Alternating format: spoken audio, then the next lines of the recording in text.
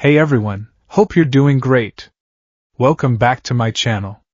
In today's video, we'll dive into what if Deku was a girl. Smash that subscribe button, and be sure to peek at the description below. Let's begin. The final bell of Aldera Junior High shrieked through the halls, a sound of liberation for everyone but Izumi Midoriya. For her, it was merely the starting pistol for a different kind of race, the one where she tried to disappear before he noticed her. Today, she was too slow. Still not done packing up, Deku? The voice was a familiar blend of gravel and arrogance. Izumi flinched, her shoulders hunching up to her ears as she tried to make herself smaller. She focused on the worn pages of her notebook, the ink still fresh from her frantic scribbling during the last hero fight broadcast. Hero Analysis for the Future, number 13. Its cover was a testament to her singular, all-consuming passion. The teacher, oblivious or perhaps willfully ignorant, had sealed her fate minutes earlier. "Oh, that's right, Midoriya, you're aiming for UA too, aren't you?" he'd said with a dismissive chuckle that had echoed the class's ensuing laughter. Now, the architect of that laughter stood over her desk. Katsuki Bakugo. His hands were stuffed in his pockets, his posture a study in casual menace. His two lackeys flanked him, their smirks cheap imitations of their leader's sneer. "Don't even think about it," one of them sing-songed, wagging a finger with unnaturally long nails. "There's no way a quirkless nobody like you could get into the hero course." "Yeah," the other chimed in, "heroics isn't a game for little girls, Midoriya. You just get in the way, crying when things get tough." Izumi's cheeks burned. The girl comment was a newer addition to their repertoire of insults, something they'd started latching onto as they all grew older. It was designed to sting in a different way than just quirkless, to imply a fragility she refused to acknowledge in her heart. She said nothing, her gaze fixed on the intricate details she'd drawn of Mount Lady's gigantification quirk. If she didn't look at them, maybe they'd get bored. They never got bored. Bakugo's hand shot out, snatching the notebook from her desk before she could even protest. "Hero Analysis for the Future?" he read aloud, his voice dripping with contempt. "Seriously? You're still doing this creepy stalker stuff? Keikaken, give it back!" Izumi stammered, finally finding her voice. It came out as a squeak, far from the commanding tone of the heroes she idolized. She stood up, her small frame trembling as she reached for her precious book. It was more than just a notebook. It was the physical manifestation of her dream. Bakugo held it just out of her reach, a cruel smile playing on his lips. "You know, for someone who's quirkless," he said, activating his quirk with a deafening crackle pop, "you're surprisingly stubborn." An explosion blossomed in his palm, engulfing the notebook. Izumi cried out as the cover charred and the pages within turned to blackened ash around the edges. The smell of burnt paper and caramel filled the air. Bakugo tossed the smoldering ruin out the open window. It arced through the air before landing with a faint splash in the school's koi pond below. A cold, hollow feeling opened in Izumi's chest. All those hours of observation, of analysis, of hope, floating in scummy water, being nibbled on by fish. "Most first-rate heroes show potential early on," Bakugo continued, his voice low and dangerous as he placed a smoking hand on her shoulder. The fabric of her uniform sizzled faintly. "People look at them and just know they're destined for greatness. I was the first and only student from this garbage junior high to make it into UA. It's part of my story, my legend. And I'm not about to let a useless, quirkless girl like you try and tarnish that by failing the exam and embarrassing the school." He turned to leave, his cronies snickering as they followed. At the door, he paused and looked back over his shoulder, his red eyes glinting with a malice that went beyond simple bullying. "You know," he said, the words casual and utterly devastating, "if you really want to be a hero that badly, there's a quick way to do it. Just take a swan dive off the roof and pray you'll be born with a quirk in your next life." The air left Izumi's lungs. The snickering from the doorway stopped, replaced by a tense, shocked silence. Even for Bakugo, that was a new level of cruel. She saw one of the lackeys shift uncomfortably, his gaze darting away. But Bakugo's expression was unwavering. He stared at her, waiting for a reaction, waiting for the tears he seemed to crave. Izumi just stood there, frozen, her mind a roaring blank. Then, with a final tch, he was gone. The silence he left behind was heavier than the noise. Izumi stood trembling, her fists clenched so tight her fingernails dug into her palms. She didn't cry. The tears were a leaden weight behind her eyes, too heavy to fall. The world had just told her, in the clearest possible terms, what it thought of her dream. It was garbage, fit only to be burned and thrown away. And so, apparently, was she. She retrieved the notebook from the koi pond, the waterlogged pages sticking together, the ink running like mascara-stained tears. She cradled it to her chest as she walked home, the setting sun casting long, lonely shadows that seemed to mock her small stature. Her mind, usually a whirlwind of quirk analysis and fight strategies, was a desolate landscape. Bakugo's words echoed in the emptiness. Swan dive. Did he really mean it? A part of her, the small, terrified part that had lived in his shadow for a decade, thought that he probably did. To him, her life was that insignificant. She clutched the soggy book tighter. This was her rebellion. This was her proof that she existed, that she had a purpose. It wasn't just about All Might anymore. In the pages of her analysis, she had dedicated sections to the female heroes who fought against expectations every day. There was the fierce rabbit hero, Mirko, whose raw power and unapologetic confidence were an inspiration. Izumi had spent weeks breaking down her fighting style, marveling at a woman who relied purely on physical strength and skill, no flashy energy blasts or elemental powers. Then there was Ryukyu, the dragoon hero, whose calm, commanding presence and immense power were a different kind of strength, proving leadership wasn't just for booming male voices. But she also saw the other side of it. She saw how the media often focused on Midnight's costume over her tactical genius, or how Mount Lady's merchandise line was all cutesy figures instead of celebrating her incredible power. She saw the subtle, constant pressure for female heroes to be palatable, to be charming and beautiful as well as strong. It was another wall to climb, another obstacle in a path already littered with them, and she was starting at the very bottom, without even a quirk to give her a foothold. Can I be a hero? The question wasn't a hopeful query anymore. It was a desperate, ragged plea to a universe that seemed utterly indifferent. Lost in her thoughts, she took a shortcut, ducking into the dim, grimy coolness of an underpass.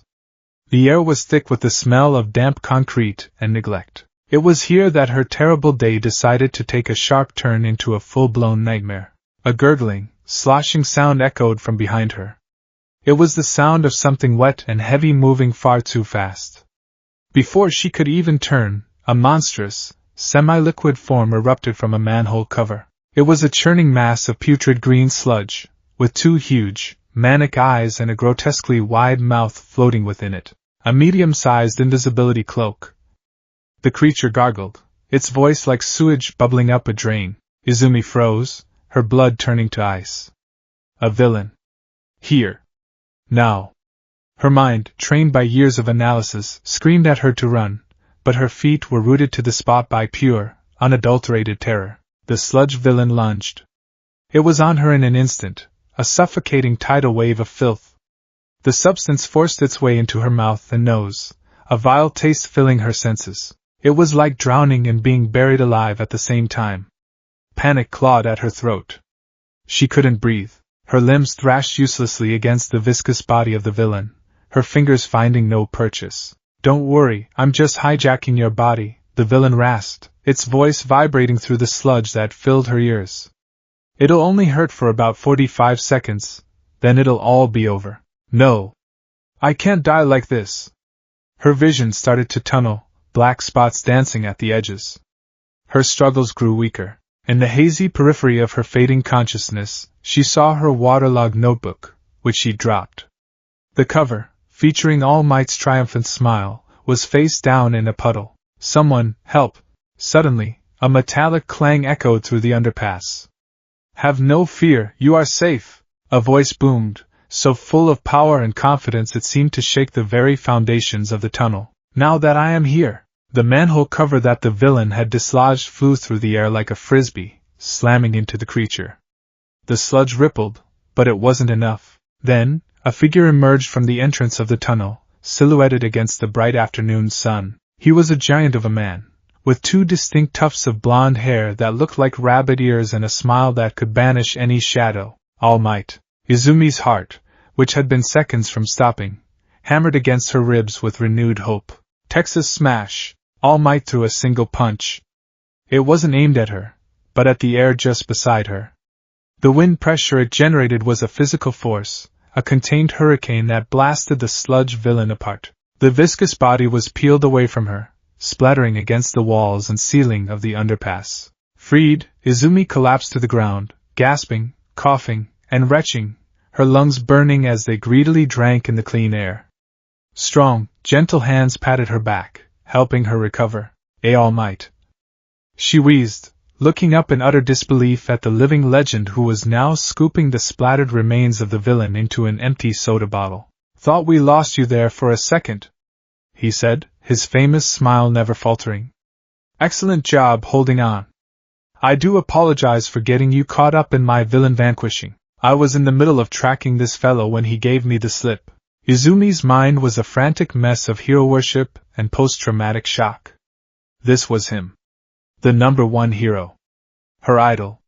He was real, and he had just saved her life. Her analytical brain, her one true asset, kicked back into gear. Wait, my notebook. She scrambled for the soggy book. See, could you, please? She fumbled it open to a clean, 2-page spread she had left for this exact, impossible fantasy. She held it out with a trembling hand. Of course! He boomed, pulling a pen from seemingly nowhere and signing his name in a huge, powerful script. There you go!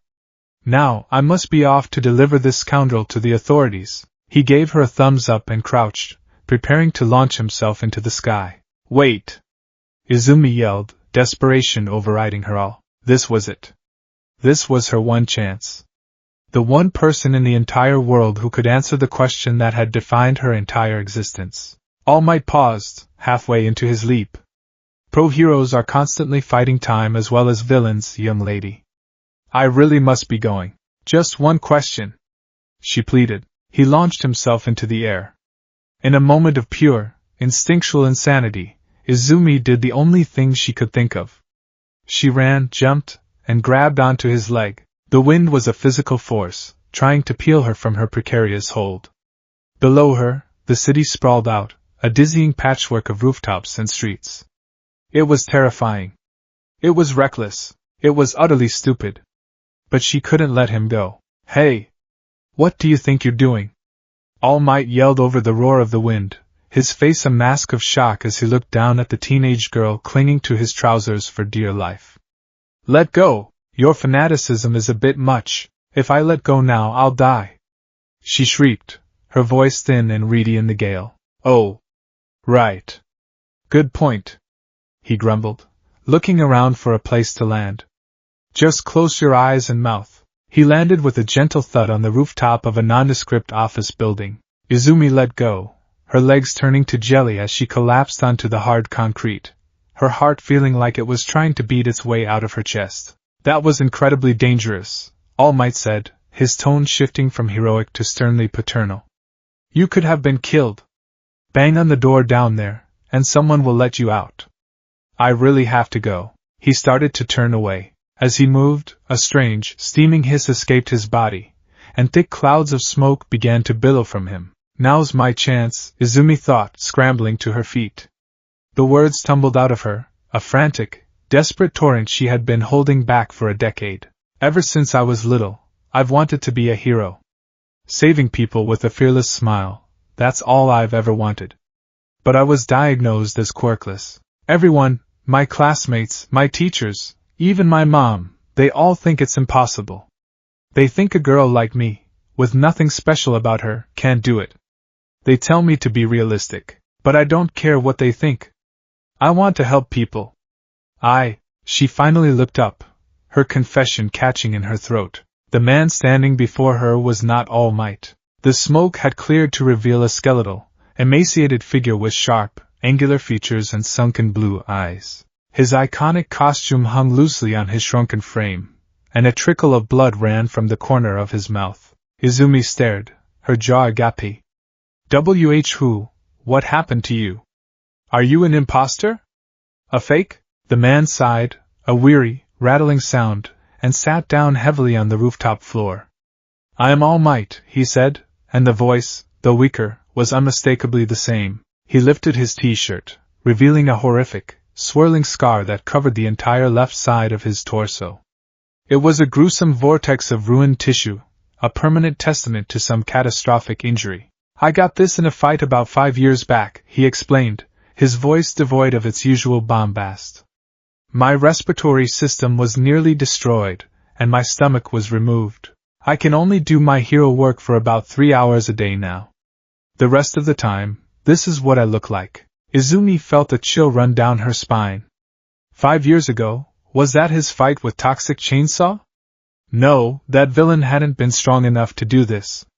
This was from something else, something the public didn't know about. "That fearless smile you talk about?" All Might continued, a grim look on his face. "That's just to hide the fear and pressure I feel. The symbol of peace has to be unflappable. So I smile." He looked at her then, his sunken eyes filled with a deep, profound sadness. He saw a small, earnest girl with tears welling in her own wide, green eyes. She was trembling, not with fear of his appearance, but with a dawning horror at the reality of the profession she so desperately wanted to join. A paternal, protective instinct he rarely indulged flared within him. The thought of this girl facing the kind of villain that had done this to him was nauseating. "Pros are always risking their lives," he said, the words heavy with the weight of experience. "Some villains can't be beaten without powers. So no. I honestly don't think you can be a hero without a quirk." The words landed like a physical blow. Izumi felt her breath catch, her world shrinking down to the space between her and the broken hero. He wasn't being cruel like Bakugo. He was being realistic. Pragmatic. And that made it so much worse. It was the truth, delivered by the one person she had hoped would defy it. "I see," she whispered, her voice barely audible. The fire that had burned in her heart for 14 years was extinguished in an instant, leaving behind nothing but cold, gray ash. "It's not wrong to have dreams, young lady," All Might said softly, standing up and heading for the rooftop access door. "Just make sure they're attainable." He opened the door and disappeared down the stairwell, the heavy metal closing behind him with a final, soul-crushing thud. Izumi stood alone on the rooftop, the city noise a distant hum. The wind whipped her dark green hair around her face, but she didn't feel it. She didn't feel anything. It was over. The dream was dead. The walk down the stairs and out of the building was a blur. Izumi moved on autopilot, her mind a numb void. Bakugo's words came back to her, no longer an insult, but a hollow echo of the truth. Useless. Swan dive. She shoved the thought away, a flicker of her old spirit refusing to be completely snuffed out. She wouldn't do that. But what would she do? What was a life without the dream? An explosion rocked the street ahead, shaking her from her stupor.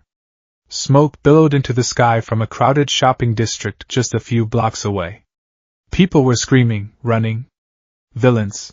Normally, she would have been running towards the chaos, notebook in hand.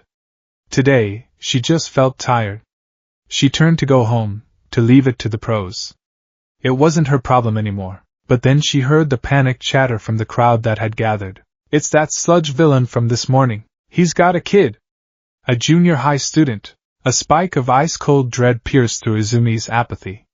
She pushed her way through the throng of onlookers, her heart pounding a frantic rhythm against her ribs. It was the same villain, the one All Might had captured. The bottle, she thought with dawning horror. "When I grabbed his leg, it must have fallen from his pocket. This is my fault." She finally broke through to the front of the crowd and saw the scene. The narrow street was on fire.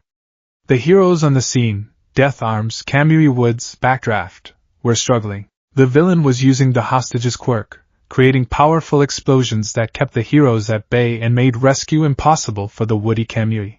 And then she saw him.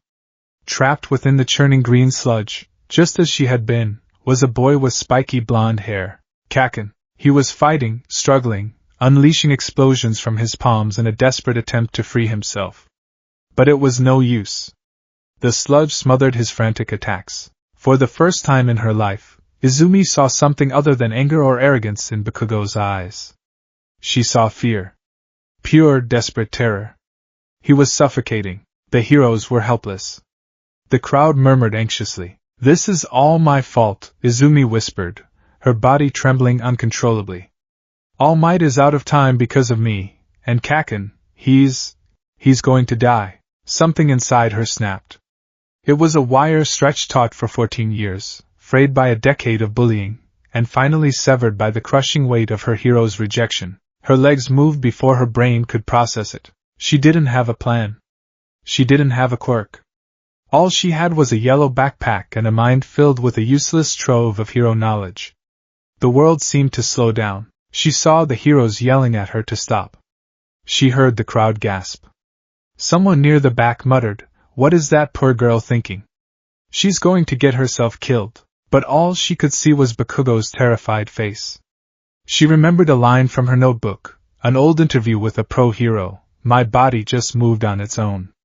She finally understood what that meant. That villain has no solid weak points, she thought, her analytical mind kicking in even through the panic.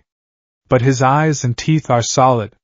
He flinched when I scratched at them before. She swung her backpack off her shoulders and hurled it with all her might. The heavy bag, filled with textbooks, sailed through the air and struck the sludge villain square in the eye. He roared in pain, his gelatinous form loosening for a fraction of a second. It was the opening she needed. She scrambled forward, her fingers clawing at the sludge, trying to dig Bakugo out. "Deku? What the hell are you doing here?" Bakugo choked out, his eyes wide with a mixture of fury and disbelief. "I don't know," she cried, tears finally streaming down her face, hot and fast. "My legs just started moving. I couldn't just stand there and watch you die." She looked at him, her tear-filled green eyes meeting his terrified red ones. "You looked like you needed saving." For a split second, something in Bakugo's expression changed.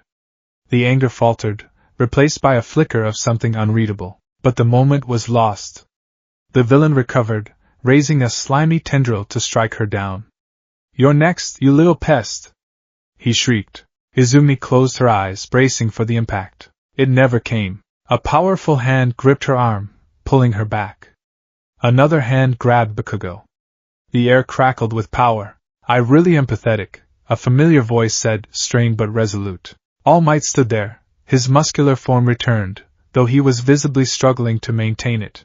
"I preach about the tenets of hero work, but I failed to live up to them myself," he declared, blood streaming from his mouth. "A hero must always be ready to risk their life, and you, young lady, reminded me of that." With a mighty roar that shook the very buildings, he pulled his arm back. Detroit smash! The punch was cataclysmic. The force of it generated a powerful updraft that dissipated the villain into nothingness and, in a bizarre twist, caused the clouds above to part and rain to fall, extinguishing the fires his explosions had started. Silence descended, broken only by the patter of the rain. The crowd stared in awe. Izumi and Bakugo lay on the wet pavement, gasping for air. The aftermath was a blur of activity. The pro-heroes who had been helpless just moments before now swarmed Izumi, scolding her for her recklessness. "There was absolutely no reason for you to put yourself in danger like that, young lady." Death Arms admonished her, his metallic arms crossed over his chest. "You're lucky you weren't killed or taken hostage." She just stood there, taking it, her head bowed. Across the street, Bakugo was being praised for his bravery and his powerful quirk. He shot her one dark, unreadable glare before being led away by paramedics. He didn't say a word to her. She walked home as the sun finally dipped below the horizon, feeling more alone than ever. She hadn't been a hero. She'd been a liability. She hadn't saved anyone. She just created more work for All Might, forcing him to push past his limit. He was right. She couldn't do it. DKU. The voice was a distorted, booming version of a name she hated.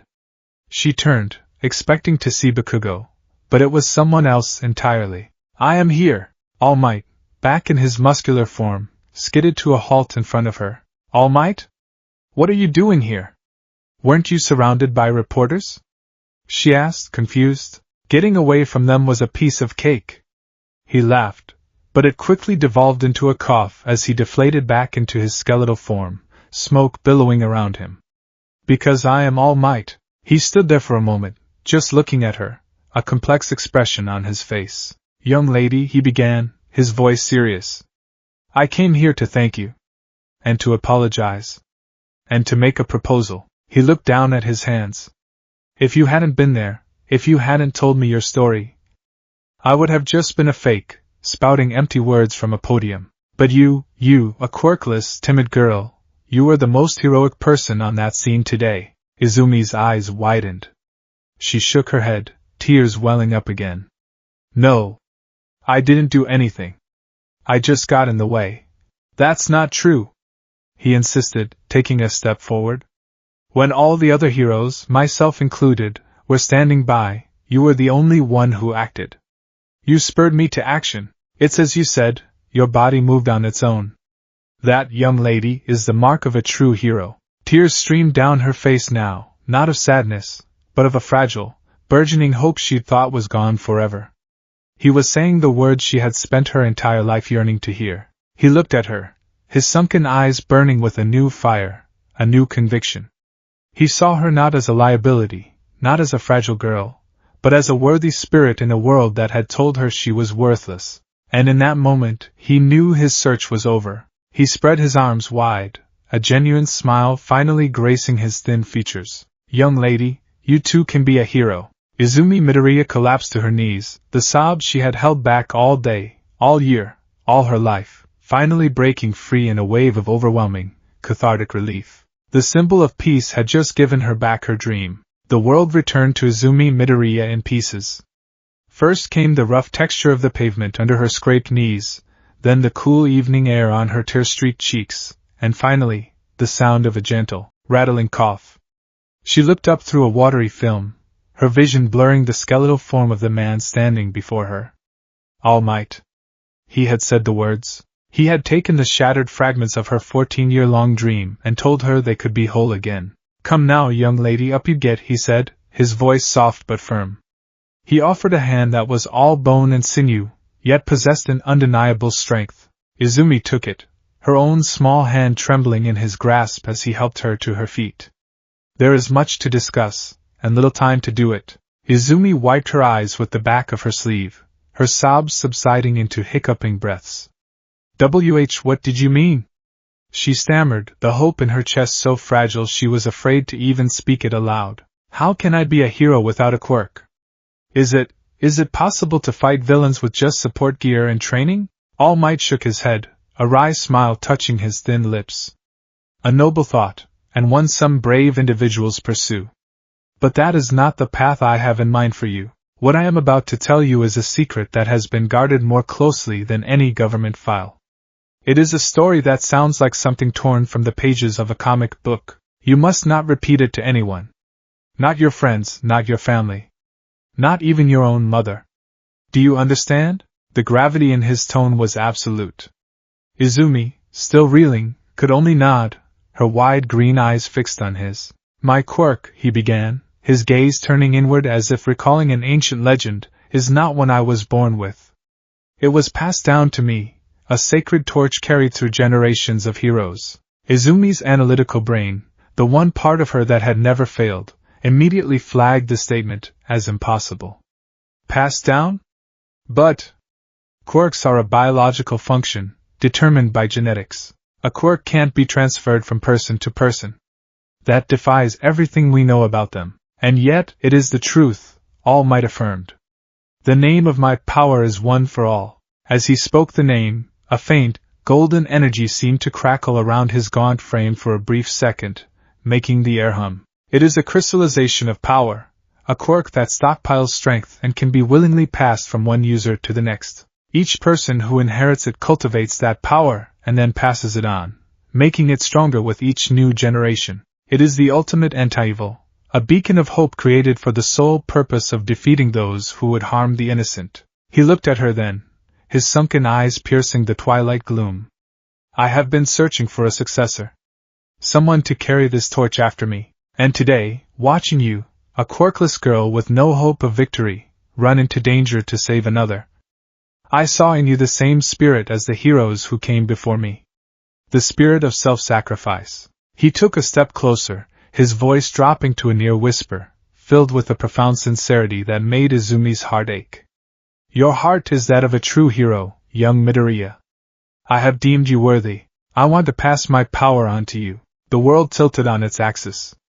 Izumi stumbled back, her hand flying to her mouth.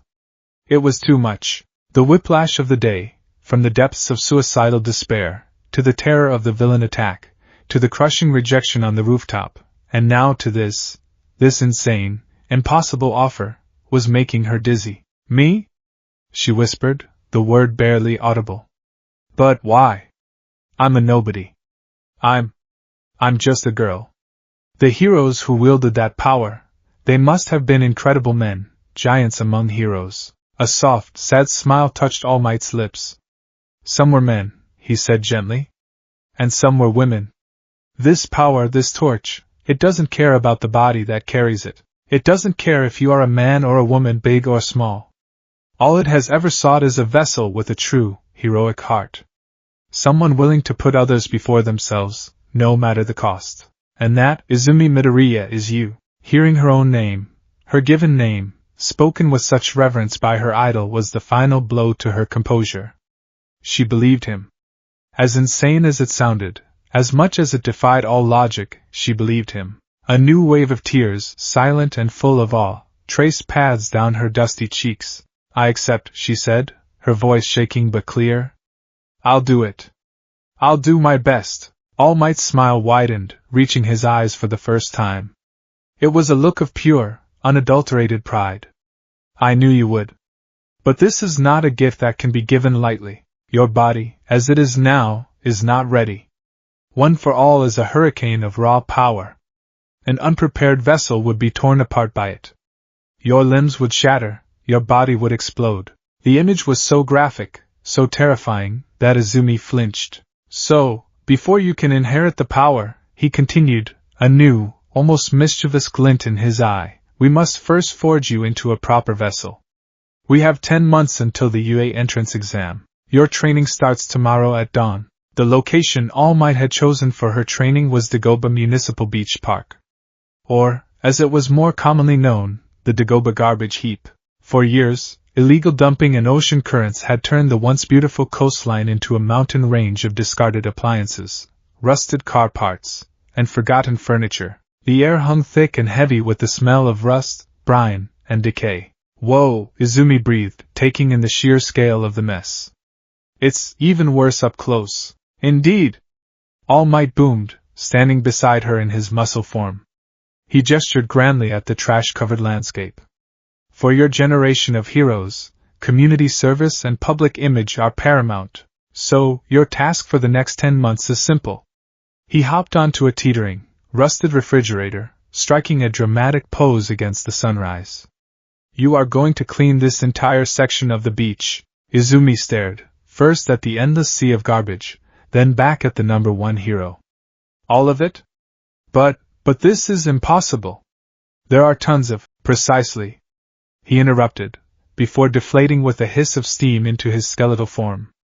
He coughed, wiping a fleck of blood from his chin, and handed her a thick sheaf of papers. This is my custom American dream plan. A comprehensive training regimen I designed myself. It details every aspect of your life for the next 10 months, from your workout schedule to your sleep schedule, even your diet. Follow this, and not only will this beach be spotless, but your body will be ready to receive my quirk. Izumi flipped through the pages. The schedules were nightmarish. Weight training, cardio, flexibility exercises, swimming, all packed into every available minute outside of school. The physical requirements were staggering. Pulling refrigerators, carrying washing machines, hauling tires. It looked less like a training plan and more like a recipe for total bodily collapse. This is a lot, she managed to say. The UA exam is not an easy one, All Might said, his tone sobering. You need to work harder than anyone else just to get to the starting line. Now, let's begin. The first 2 months were a special kind of hell. Every morning, Izumi would wake before the sun, her muscles screaming in protest, and run to the beach. She would spend hours hauling, pulling, and pushing garbage, her progress agonizingly slow. Then she would go to school, her body aching so badly she could barely focus, before returning to the beach until nightfall. She would collapse into bed each night, a black hole of exhaustion, only to wake up and do it all over again. Her mother, Inko, was frantic with worry. She saw her daughter, who had always been slight and bookish, now coming home covered in scrapes and grime, her hands raw and blistered. Izumi was losing weight, the baby fat on her cheeks melting away to reveal a sharper, more exhausted version of herself. Izumi, honey, are you sure about this? Inko would ask, her voice trembling as she applied ointment to her daughter's calloused hands one evening. You're pushing yourself so hard. I've never seen you like this. Is this because of what Katsuki said? Izumi winced both from the sting of the ointment and the memory of Bakugo's cruel words. No, Mom. It's not about him, she said, trying to sound more confident than she felt. This is something I have to do, for me. She couldn't tell her the truth. The weight of the secret was a constant, heavy presence, another burden on top of the physical strain. She hated lying to her mom, but she had given All Might her word. The lie created a tender but palpable tension between them. Inko would cook her massive, protein-rich meals according to the diet plan, her expression a mixture of support and deep-seated fear. She was terrified of her little girl destroying her body, of chasing a dream into a world of violence and pain that had already chewed up and spat out the greatest hero of all. Izumi, in turn, would eat every bite, trying to reassure her mother with a determined smile, even as every muscle fiber in her body screamed for rest. Around the 4th month, she hit a wall. Her progress stalled. The piles of trash seemed to mock her, undiminished. Her body, once just sore, now felt fundamentally broken. It was during this period of doubt that a new, more insidious struggle began. One evening, after a particularly grueling session, she stood in front of her bedroom mirror, peeling off her sweaty training clothes. She looked at her reflection and barely recognized the girl staring back. Her arms, once thin and soft, were now corded with developing muscle. Her shoulders were broader, her legs thicker and more powerful. She could see the faint outline of abdominal muscles. She was strong. Objectively, she was stronger than she had ever been in her life, and she hated it.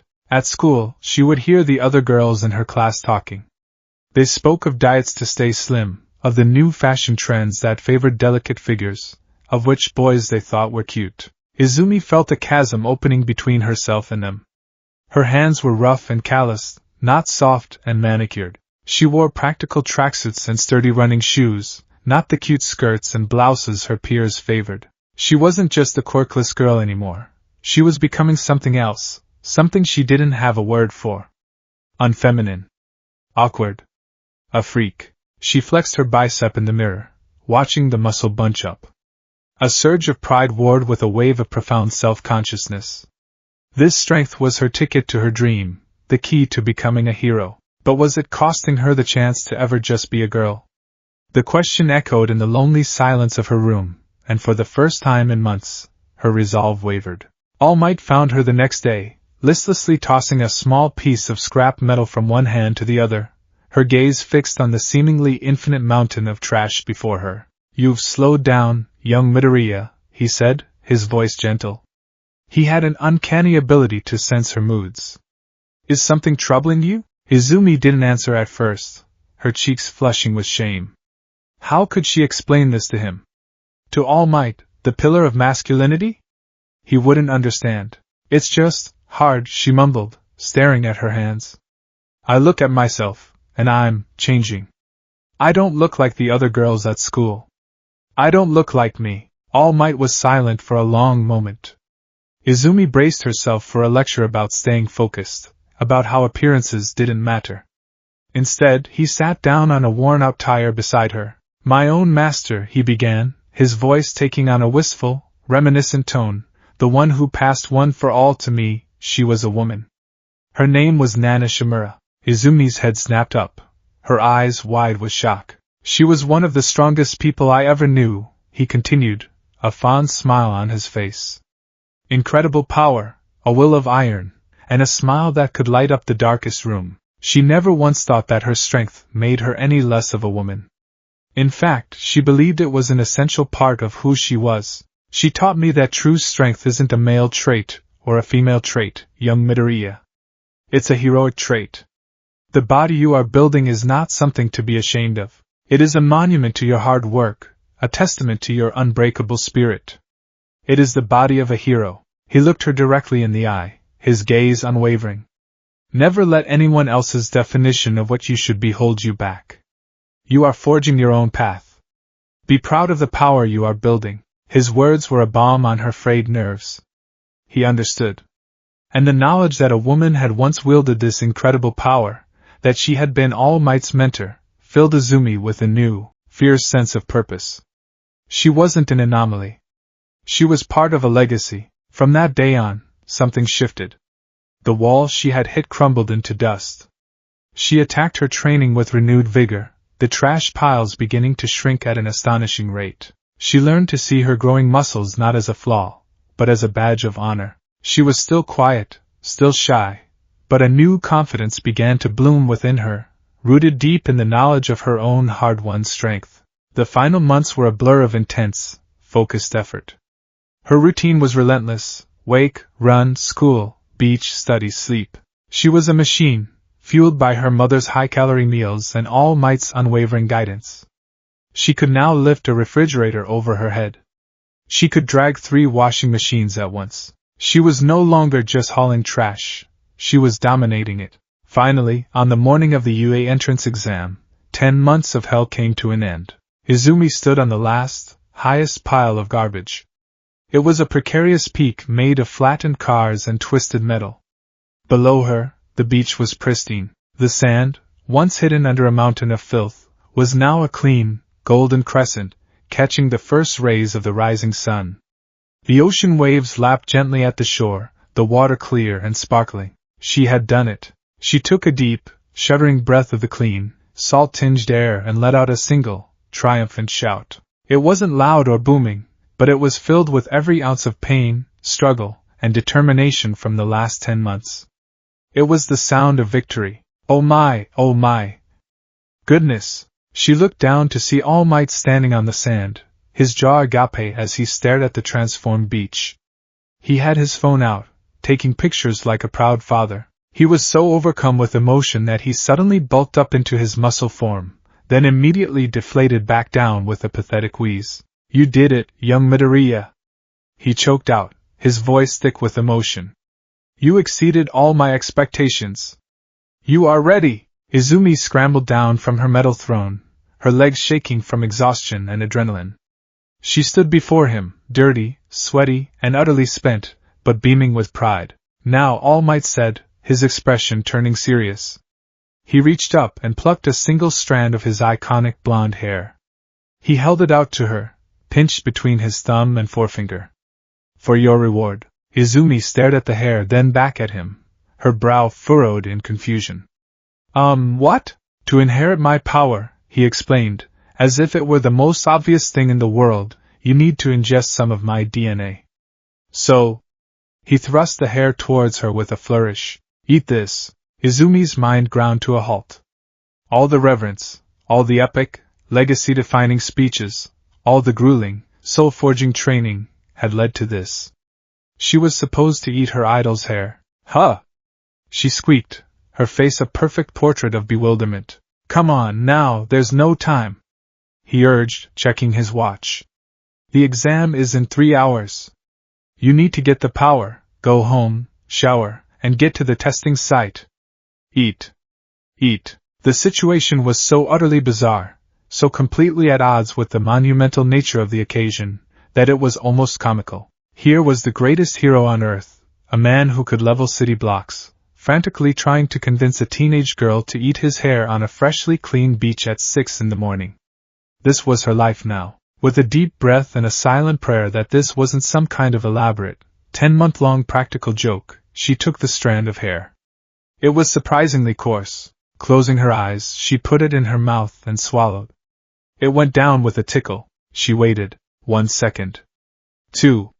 10. She felt nothing. No surge of power. No crackling energy. Nothing at all. All Might-san? She asked, her voice laced with anxiety. I don't feel any different. Of course not. He laughed, clapping her on the shoulder and nearly sending her face first into the sand. It takes time for the body to process it. The transfer will be complete in a few hours. Now hurry, your new life is about to begin. He was right. She ran home, her mind a whirlwind of confusion, excitement, and the lingering, weird sensation of having just swallowed a piece of All Might. She showered, put on her school uniform, and grabbed a piece of toast, all on autopilot. Her mom gave her a tight, nervous hug at the door, her eyes shining with unshed tears of fear and pride. As Izumi Midoriya walked towards the towering gates of UA High School, the sun warm on her face, she felt a strange, unfamiliar thrumming deep within her bones. It was a low, sleeping hum, a coiled spring of immense, terrifying potential. She had the power. She had the legacy of heroes flowing through her veins, but she had absolutely no idea how to use it. The exam was about to begin, and for the first time in her life, she wasn't quirkless. She was a loaded gun with no training, pointed directly at her own dream, and she was terrified. The entrance to UA High School was less a set of gates and more a monumental archway, a shrine dedicated to the concept of heroism. The iconic U and A seemed to hold up the sky itself. Students from all over the country milled about, a vibrant, chattering sea of hopes and anxieties. They were a diverse collection of shapes, sizes, and attitudes, each one radiating the palpable energy of a unique quirk. Izumi felt like a ghost haunting her own dream. The hum of power she had felt earlier had settled into a quiet, unnerving stillness within her. It was like carrying a bomb in her stomach, a terrifying, unknown quantity that could either launch her into the stratosphere or detonate, and leave nothing but a crater. 10 months of brutal physical conditioning had forged her a new body. But her mind was still the same, the mind of a quirkless girl, a perpetual observer on the sidelines. She had chosen her outfit with function in mind, a simple, dark green tracksuit and a pair of sturdy red running shoes that were scuffed and worn from hundreds of miles logged on pavement and sand. It was practical, comfortable, and allowed for a full range of motion. It was also, she realized with a sinking heart, completely out of place. Many of the other girls were dressed in more stylish, form-fitting athletic wear, outfits that seemed to complement their figures and, in some cases, their quirks. Izumi saw one girl with shimmering, scale-like leggings, and another whose sports top had elegant, wing-like cutouts on the back. Beside them, Izumi felt plain, frumpy, and profoundly out of her element. Her new muscles, once a source of burgeoning pride, now just made her feel bulky and awkward under the cheap fabric of her tracksuit. The old insecurities, the ones All Might's words had helped her suppress, came rushing back with a vengeance. I don't belong here. The thought was a venomous whisper in her mind. She clutched the straps of her yellow backpack, her knuckles white. She had worked too hard, sacrificed too much, to let self-doubt cripple her now. She took a deep breath, steeling her resolve. One step. That's all it would take. One step through these gates, and she would be on her way. She took the step, and immediately tripped over her own feet. The world became a sudden, mortifying blur of pavement and sky. She flailed, her arms windmilling uselessly as gravity asserted its cruel dominion. Of all the stupid, her mind shrieked. Her first act on the hallowed grounds of UA was going to be a face plant, but the impact never came. She just stopped, suspended in midair, a few inches from the ground. It was a bizarre, floating sensation, as if the world had suddenly been put on pause. Whoa there! Are you okay? A voice, warm and bright as a summer morning, came from beside her.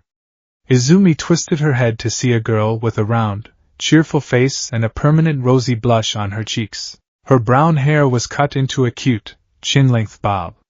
She was touching Izumi's arm with the pads of her fingers, a faint pink glow emanating from them. Sorry for using my quirk on you without asking, the girl said with an easy smile.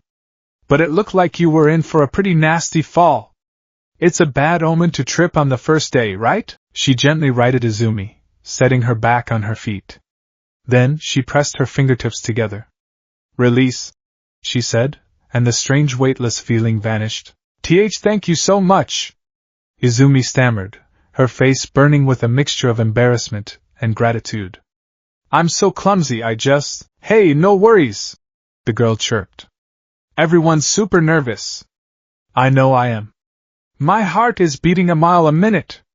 She patted her chest for emphasis. I'm Ochako Uraraka. It's nice to meet you. I am Izumi Midoriya. she replied, finding herself relaxing slightly under the calming influence of Uraraka's infectious cheerfulness. She never had a conversation this easy with a girl her age before. Most of the girls at Aldera had either ignored her or joined in Bakugo's mockery. Midoriya-san, huh? Well, good luck in there, Uraraka said, giving her a little wave before heading towards the auditorium. Let's both do our best. Izumi watched her go, a small, genuine smile gracing her lips for the first time that day. A simple act of kindness.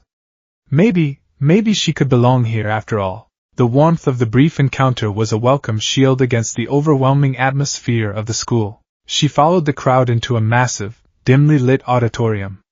The air was thick with anticipation. She found an empty seat, sinking into it with a sigh of relief. A few rows ahead, she spotted the familiar spiky blonde hair of Katsuki Bakugo. He was leaning back in his chair, feet propped up, the very picture of arrogant confidence. He hadn't even glanced in her direction. To him, she was still just a pebble on the side of his path to glory, not even worth kicking. The thought sent a pang of the old fear through her, but she pushed it down. Things were different now. She had to believe that. Suddenly, the stage lights flared to life, and a man with a wild, gravity-defying blonde pompadour and a leather jacket strode to the podium. What's up, you candidates? Welcome to today's live performance, he screamed, his voice amplified to a deafening volume. Izumi's eyes went wide with recognition. It's the voice hero, Present Mike, she whispered, her inner fangirl immediately taking over. A wave of excited murmurs rippled through the crowd. Everybody say hey! The auditorium was met with dead silence. Izumi shrank in her seat, feeling a surge of second-hand embarrassment for the pro-hero. Present Mike, undeterred, launched into an explanation of the practical exam. It was a 10-minute mock battle in a massive urban replica. Examinees would be split into different battle centers and would have to score points by disabling robotic villains of varying difficulty levels, from 1 to 3 points each. It sounded simple enough. A straightforward combat test. Izumi's mind raced. How could she use one for all? She hadn't had a single second to practice. What would it even do? Would it be a punch? A kick? A full-body energy release? If she used 100% of the power All Might had described, would her body really explode? As her thoughts spiraled, a boy with dark blue hair and glasses, sitting a few rows down, suddenly shot to his feet, his hand raised ramrod straight. Sir! He called out, his voice sharp and formal. I have a question regarding the printout. It clearly states that there are 4 types of villains, not 3. If this is a misprint, it is a gross error on the part of Japan's most esteemed hero institution. He then swiveled, his arm chopping through the air to point directly at Izumi. And you! With the messy green hair! You have been muttering and fidgeting this entire time. Your distracting behavior is disrespectful to the other examinees. If you are not taking this seriously, then you should leave. A spotlight seemed to materialize over Izumi's head. Hundreds of eyes turned to stare at her. Her face went from pale to crimson in a nanosecond. She clamped her hands over her mouth, her body rigid with humiliation. The boy's accusation was like a physical blow, dredging up years of being chastised for her enthusiastic mumbling. All right, take it easy, examinee 7111. Present Mike said smoothly, gesturing for the boy to sit down. Thanks for the call-out. The 4th type of villain is the 0-pointer. It's more of an obstacle, a gimmick you should avoid. It's worth 0 points, so there's no reason to fight it. That's all I've got for you. I'll leave you with our school motto. As the great hero Napoleon Bonaparte once said, a true hero is someone who overcomes life's misfortunes. Now let's hear a plus ultra. He thrust his fist into the air. This time, a few scattered, half-hearted plus ultras answered him. The students were dismissed, handed cards assigning them to their respective battle centers. Izumi looked at her card, Battle Center B. With a sinking feeling, she saw that Bakugo was assigned to Battle Center C. A part of her was relieved, she wouldn't have to deal with him. But another, more competitive part she hadn't known existed was disappointed. She had wanted to show him, to prove that she wasn't the same useless Deku anymore. As she made her way to the bus for Battle Center B, the boy with the glasses fell into step beside her. I apologize for my outburst earlier, he said, his movements stiff and formal. However, your lack of focus was indeed concerning. A hero must always be aware and composed. All right. Sorry, Izumi mumbled, trying to make herself as small as possible. This day was just a gauntlet of social awkwardness. When they arrived at Battle Center B, Izumi's breath caught in her throat. It was a breathtakingly realistic cityscape, with towering skyscrapers, paved streets, and detailed storefronts. Standing before the massive gates, surrounded by other powerful-looking examinees, her nerve began to fail her again. She saw kids stretching, their bodies crackling with energy. One boy's arms turned into solid steel. A girl sprouted wings from her back. And her? She just had a power she didn't know how to use, a power that could very well kill her. The fear was a cold, constricting band around her chest. All Might's words of encouragement felt a million miles away. Then, a friendly hand tapped her on the shoulder. It was you from the front gate. Izumi turned to see Ochako Uraraka, dressed in a tracksuit similar to her own. Looks like we're in the same battle center. That presentation was pretty intense, huh? Uraraka-san! Izumi stammered, immensely relieved to see a friendly face. Yeah, it was a lot. I was just thinking. Uraraka continued, rubbing the back of her neck sheepishly. That guy who called you out, he kind of had a point. I mean, you did seem pretty zoned out. Are you sure you're okay? Before Izumi could answer, the boy with the glasses marched over to them. You're here as well, he said, his gaze fixed on Uraraka. Are you here to interfere with everyone's concentration too? Izumi's newfound flicker of confidence died. She had been about to thank Uraraka for her kindness, to maybe even start a friendship. But now, with this serious boy scrutinizing her, she felt like a fraud again. Uraraka had a useful quirk, one that required skill and control. This boy was clearly intelligent and focused. They belonged here. She didn't. Suddenly, President Mick's voice blared from unseen speakers. All right, let's start. Get moving. There are no countdowns in real battles. Run! Run! Run! The massive gates slid open. For a second, everyone was frozen in confusion. Then, the entire group surged forward as one, a stampede of quirks and ambition. Everyone but Izumi. She stood there, flat-footed and stunned. By the time she snapped out of it and started running, the others were already far ahead, engaging the first wave of robots. The sounds of explosions, crashes, and crackling energy filled the air. She was already behind. She ran down the street, her heart hammering against her ribs. 1-point robots, small and nimble, swarmed the area. She saw a boy with a laser beam quirk slice 3 of them in half. She saw a girl with elongated, sharp fingernails tear through another. Everyone was scoring points, and she had nothing. I have to do something, she thought frantically. One for all. How do I use it? All Might said to clench my buttcheeks and yell smash from my heart. It sounded so ridiculous, but it was all she had. A 2-point robot, a larger, more heavily armored machine, rumbled around the corner and locked onto her. Its red optic sensor glowed menacingly. This is it. My first fight. She took a deep breath, clenched every muscle in her body, and reared back her right arm.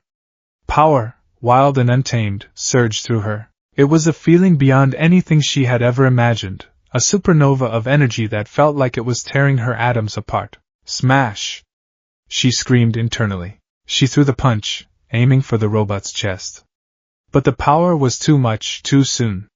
It felt wrong, like trying to channel a river through a garden hose. At the last second, a primal sense of self-preservation made her flinch and pull back. She stumbled, the punch going wide and hitting nothing but air. The robot rumbled past her, targeting a different student. Izumi looked down at her arm. It was fine. But the feedback, the sheer overwhelming force she had felt for that split second, terrified her. All Might was right. A full-power punch would destroy her. The minutes ticked by. 5. 6. 7. The city was a war zone. Students were racking up points, their shouts of exertion and victory echoing off the buildings. Izumi just ran. She ran from block to block, a ghost in the machine. She saw robots, saw opportunities, but every time she tried to summon one for all, the memory of that overwhelming, self-destructive power made her hesitate. The fear of breaking herself was stronger than her desire to score. Her score was 0. With only 2 minutes left, a profound sense of failure washed over her. It was over. She had come all this way, trained for 10 grueling months, only to fail at the first hurdle. She was going to let All Might down. She was going to let her mom down. She was going to let herself down. Just as the despair threatened to consume her, the ground began to shake. A low, grinding rumble grew into a deafening roar. A shadow fell over the entire street, so vast it seemed to blot out the sun. From behind a skyscraper, the zero-pointer emerged. It was a Goliath, a titan of green metal and black wiring that towered over the tallest buildings in the mock city. Its arms were as thick as buses, its head a block of impassive steel with a single, colossal red eye. It was an engine of pure, pointless destruction. The other students, who had been fighting with such confidence moments before, now screamed and ran. Are they insane? How are we supposed to fight that? Run for it! It's not worth any points anyway! The street cleared in seconds, a panicked exodus of examinees trying to put as much distance as possible between themselves and the mechanical behemoth. Izumi, frozen in a mixture of awe and terror, turned to run as well. Ow! The small cry of pain cut through the chaos. Izumi's head whipped around. There, lying on the ground not 20 feet from the zero-pointer's path, was Ochako Uraraka. A large chunk of concrete had pinned her leg to the pavement. She was trapped. The giant robot took another step, its massive metal foot rising high into the air, preparing to crush the very spot where Uraraka lay helpless. In that instant, everything else faded away. The exam. The points. The fear of failure. The fear of breaking her own body. All of it vanished, replaced by a singular, crystalline thought. She's in trouble. All Might's words echoed in her ears. You ran into danger to save another. That is the mark of a true hero. Her body moved on its own. She didn't run towards the robot. She ran at it.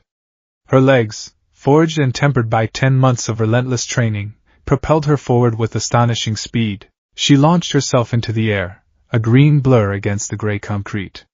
The power of One for All, no longer a terrifying unknown but a desperate, necessary tool, answered her call. It flooded her body, a roaring inferno of strength that she didn't try to control, only to channel. It surged up from her feet, through her newly powerful legs coiling in her core before exploding outwards. She didn't aim for the chest. She aimed for the sky. This wasn't a calculated move. It was pure, heroic instinct. She rocketed upwards, 50 feet, 70 feet, 100 feet, until she was level with the zero-pointer's massive head. She reared back her right arm, the sleeve of her tracksuit shredding under the strain. Red, lightning-like energy crackled around her limb. She didn't think about the consequences. She didn't think about the pain. All she thought about was the kind girl with the warm smile who was about to be crushed. She put every ounce of her spirit, every drop of her desperation, every memory of being told she was worthless, into one definitive word. Smash! Her fist connected with the robot's faceplate. The result was cataclysmic. The metal crumpled like tin foil. A shockwave erupted from the point of impact, a visible distortion in the air that blew out every window for 3 blocks. The robot's head exploded in a shower of sparks and shrapnel. Its colossal body, deprived of its control unit, froze for a moment before crashing backwards with the slow, ponderous finality of a felled god. Away from Uraraka, the force of the punch was absolute. And so was the recoil. Izumi felt it the instant her fist made contact. A series of sharp, sickening cracks echoed up her arm. An agony unlike anything she had ever experienced erupted from her fingertips to her shoulder. She looked down in the split second of stunned silence that followed the explosion and saw her right arm, purple and grotesquely swollen, hanging limp and useless at her side. It was shattered, and then gravity remembered her. She was 100 feet in the air with a broken arm and 2 perfectly functional, but now also broken, legs. The power she had channeled through them for her jump had fractured them just as completely. She was falling, a broken doll tumbling from the sky, with nothing but hard pavement to meet her. This is it, she thought, a strange calm washing over her, At least I saved her. I did something heroic. She closed her eyes, waiting for the end. Whap! A stinging slap across her face snapped her eyes open. She was still falling, but much more slowly now. Below her, Ochako Uraraka was holding her hand out, her face pale with strain, her quirk desperately trying to negate Izumi's terminal velocity. Uraraka had pushed the debris off her leg and, ignoring her own injury, had saved her savior. Release! Uraraka gasped, just before Izumi hit the ground. The gentle landing still sent a jolt of pure agony through her broken limbs. She lay there, a crumpled heap, unable to move. Present Mix's voice blared through the speakers. Time's up! The exam was over. Izumi lay on the ground, drifting in and out of consciousness, the pain a distant, throbbing wave. She was vaguely aware of other students gathering around, their faces a mixture of awe, shock, and pity. Did you see that punch? Her arm is completely destroyed. And her legs, that was the girl who had 0 points. How did she? Through the haze, she heard Uraraka's voice, pleading with a proctor who had just arrived. Excuse me, sir. Can she get some of my points? That girl, she saved my life. It's not right if she fails because she did something so heroic. Izumi smiled weakly. She'd made a friend. Then, a tiny, elderly woman in a hero costume with a large syringe-like cane hobbled over to her. She knelt down, her expression a mixture of concern and exasperation. My oh my. You poor dear, she said, her voice surprisingly strong. To push your body to this extent on the very first day. It was the youthful heroine, recovery girl. UA's legendary school nurse. She leaned in and planted a long, wet kiss on Izumi's forehead. A strange, warm energy flooded Izumi's body. It was a deeply draining sensation, like her own life force was being used as fuel, but the sharp, stabbing agony in her limbs began to recede, replaced by a profound, all-encompassing exhaustion. Recovery girl stood up, tut-tooting as she looked at Izumi's mangled limbs. Such power, she muttered to herself. But her body can't handle it at all. It's like she's a newborn baby. She then turned her gaze to the other students, her eyes sharp. All right, show's over. Nothing more to see here. Move along, move along. As the students began to disperse, Izumi's world finally faded to black. Her last conscious thought was a simple, desperate question that echoed in the darkness. Was it enough? The week following the entrance exam was a unique form of torture. For Izumi Midoriya, it was a purgatory built of equal parts agonizing suspense and the dull, throbbing ache of a body pushed far beyond its limits. Recovery girl's quirk had been a miracle, knitting her shattered bones back together with astonishing speed. But the process wasn't without its cost. It used the patient's own stamina as fuel, and having 3 limbs almost completely rebuilt had left her feeling drained to her very soul. She spent most of the week sleeping, a profound, bone-deep exhaustion her constant companion. When she was awake, her mind was a frantic carousel of what-ifs. Her score had been 0. 0 villain points. She'd performed a single, spectacular act of heroism, but had that been enough? Uraraka had offered her points, but was that even allowed? She replayed the exam over and over in her head, her one moment of glory seeming smaller and more insignificant with each passing hour. She had failed. She must have. After everything, the 10 months of hellish training, All Might's faith in her, the legacy she now carried, she had fallen at the first gate. Her mother, Inko, tiptoed around her with a perpetually worried expression, offering tea and comforting words that did little to soothe the frantic buzzing beneath Izumi's skin. The letter arrived on a Thursday. It was a simple, unassuming white envelope with the UA seal embossed in red wax. It felt heavier than a star. Izumi held it in her trembling hands, her breath caught in her throat. This was it. The verdict. Go on, Izumi, Inko whispered from the doorway of their small living room, her own hands clasped tightly together. Whatever it says. I'm so proud of you. With a surge of desperate courage, Izumi tore it open. A small, metallic disc clattered onto the table and whirred to life, projecting a 3-dimensional hologram into the air. I am here. As a projection, All Might's booming voice filled the tiny apartment. He was in a sharp yellow suit, looking every bit the symbol of peace. Izumi yelped and nearly fell out of her chair. Young Midoriya! I know it has been some time, but I had to avoid all contact to maintain fairness in the exam process, he declared. First, let me say, that was an incredible punch. You smashed it, both the robot and your own limbs, that is, he coughed, a flicker of his skeletal form briefly ghosting over the projection. But now, to the results. You passed the written exam with flying colors, of course. However, in the practical exam, you scored a grand total of 0 villain points. Izumi's heart sank into her stomach. The familiar, cold dread of failure began to creep up her spine. This was it.